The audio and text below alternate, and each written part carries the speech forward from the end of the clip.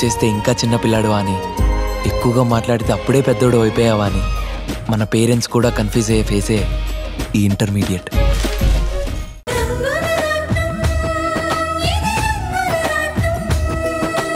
నాకేం తక్కువ?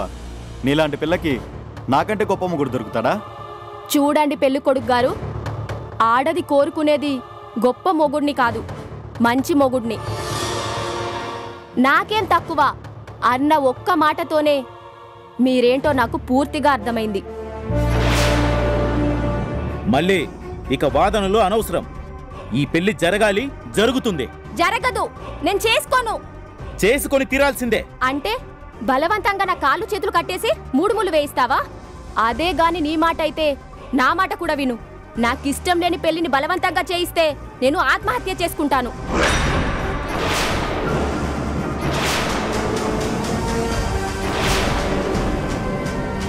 తెలిసే మళ్ళీ నువ్వు ఇంతగా తెగిస్తావని తెలిసే నేను ముందుగానే జాగ్రత్త పడ్డా. అంటే సినిమాల్లో చెడ్డ తండ్రిలాగా నా కాళ్ళు చేతులు కట్టేయడానికి రౌడీని కూడా పెట్టావా? కాదు, నా మాట కాదని నువ్వు అడ్డం తిరిగితే నీకంటే ముందే నేనే ప్రాణాలు తీసుకోవడానికి ఈ విషం సీసాని వెంట తెచ్చుకున్నాను.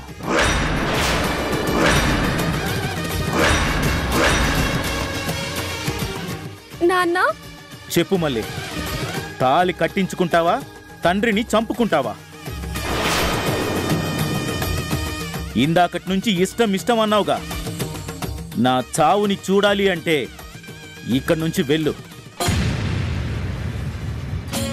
పెళ్లి కూతురిగా రెడీ కావాలనుకుంటే ఆ గదిలోకి వెళ్ళు. నీ పెళ్ళ, నా చావా, ఏదిష్టమో నువ్వే తేల్చుకో.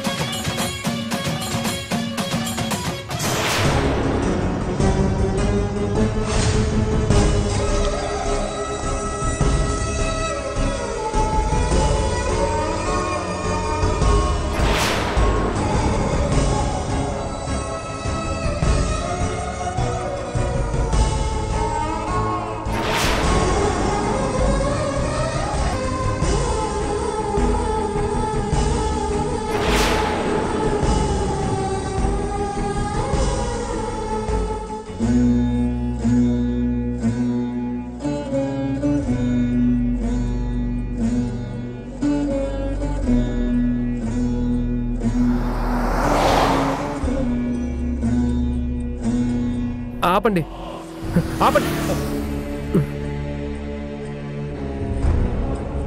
ఆపండి. సమయానికి ఒక్క ఆటో కూడా దొరకటం లేదు. పాపం మళ్ళీ అక్కడ ఎంత కంగారు పడుతుందో. అసలు వీరయ్య కన్న తండ్రేనా? మళ్ళీకి ఇష్టం లేని పెళ్లిని బలవంతంగా చేయాలని అనుకోవడం ఏంటి? వీల్లేదు. నేను వెళ్ళి ఎలాగైనా ఆ పెళ్లిని ఆపుతాను.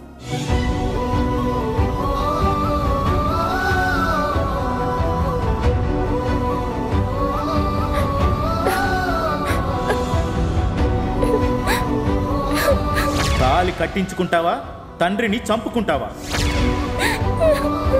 నా చావుని చూడాలి అంటే ఇక్కడి నుంచి వెళ్ళు. నీ పెళ్ళ, నా చావా. శివ, శివ, ఎక్కడున్నావురా?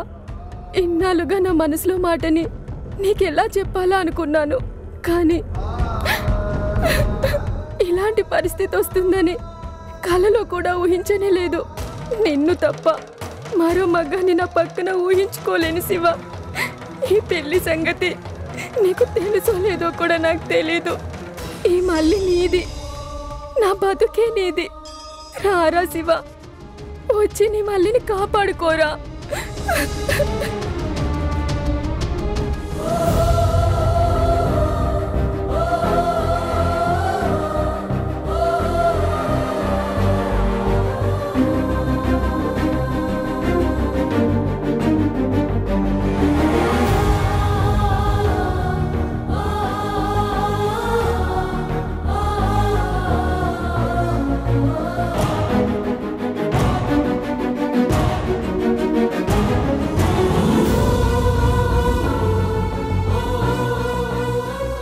దాసు చెప్పింది అర్థమైంది కదా?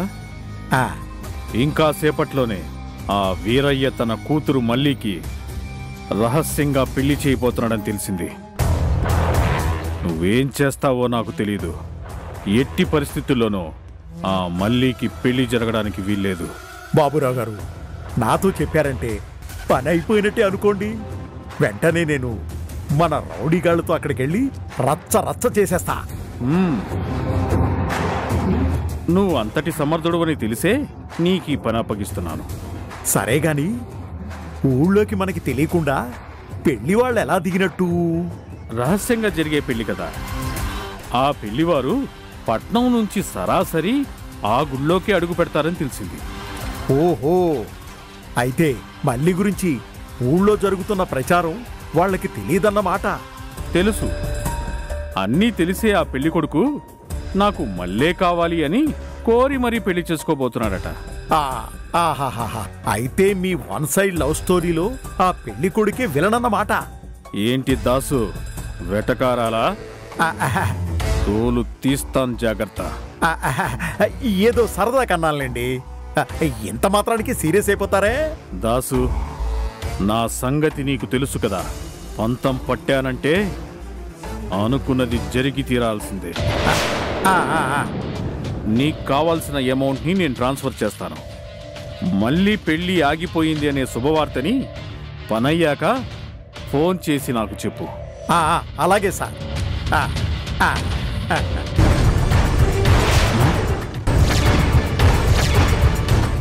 ఏంటి డాడ్, ఎవరితోనో మళ్ళీ పెళ్లి ఆగిపోవాలంటున్నావు? అసలు ఆ మల్లికి పెళ్ళైతే నీకేంటి నష్టం? నష్టం కాదు బేబీ, పంతం. ఆ డ్రైవర్ శివగాడి అండ చూసుకొని మళ్ళీ క్వారీలో నాకే ఎదురు తిరిగింది. ఈ బాబూరావుని నిలదీసి మేము చిన్న కూలీలం అయితే నువ్వు పెద్ద కూలీవి అని చాలా దారుణంగా అవమానించింది. అప్పట్నుంచి ఆ మల్లి మీద పగతో నేను రగిలిపోతున్నాను. ఈ బాబూరావుని ఢీకొట్టిన ఆ మల్లి పెళ్లి ఆపించి నా పవర్ ఏంటో దానికి తెలిసేలా చేస్తాను. నాన్సెన్స్. అవసరమా నీకు? మన టార్గెట్ ఏంటి? నువ్వు చేస్తున్నదేంటి? బేబీ, నేను ఎప్పుడూ టార్గెట్ని మర్చిపోను. పెళ్లి జరగబోయేది ఎవరికో తెలుసా? మల్లీకి. ఆఫ్టర్ ఆల్ నన్ను ధిక్కరించిన ఓ పనిదానికి.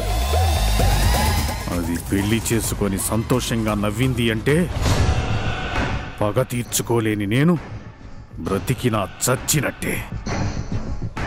డోంట్ వరీ డాడ్, ఆ మళ్ళీ పెళ్లిని కూడా మనం మన టార్గెట్ ని చేరుకోవడానికి ఒక మెట్టుగా ఉపయోగించుకుందాం. నందిని, ఏమంటున్నావు? ఇందాక మన డ్రైవర్ శివ ఏదో పని ఉందని పర్మిషన్ తీసుకొని వెళ్ళాడు కదా. అవును, అయితే డాడ్ ఇప్పుడు చూడు, మాధవి వేలుతోనే తన కన్నునే పొడిస్తే అప్పుడుంటుంది అసలైన మజా. అబ్బా, నీ ప్లాన్ ఏంటో కొంచెం అర్థమయ్యేలా చెప్పు బేబీ. Listen dad,